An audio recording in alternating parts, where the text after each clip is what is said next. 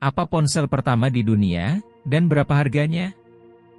Ponsel atau telepon seluler, yang kini populer dengan sebutan smartphone, telah menjadi barang umum yang dimiliki hampir semua orang di dunia.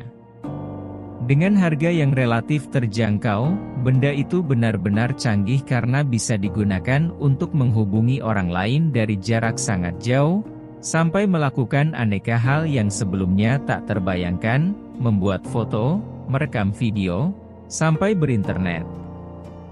Jauh sebelum ponsel secanggih dan sepopuler sekarang, apa ponsel pertama di dunia?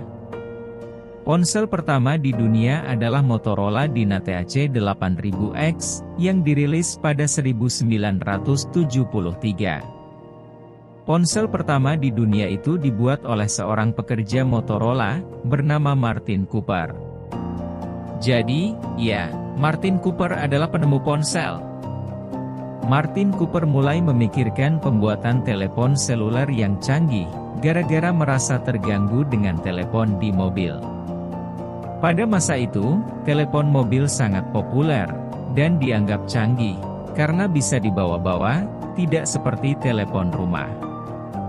Meski begitu, telepon mobil sebenarnya tidak canggih-canggih amat, karena harus selalu menempel pada mobil.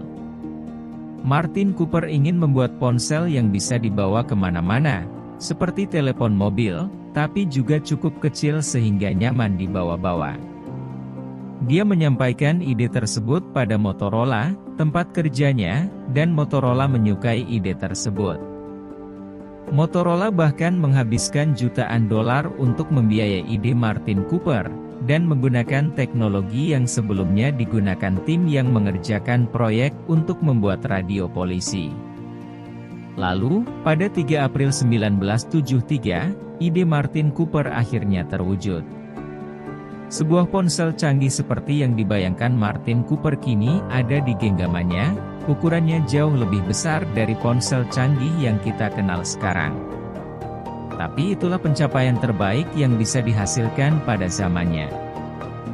Di depan para wartawan yang waktu itu mengerubungi, Martin Cooper melakukan uji coba pertama menggunakan ponsel ciptaannya.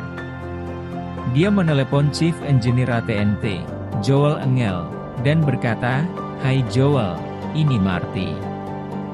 Aku meneleponmu dari ponsel, seseorang menggunakan telepon genggam."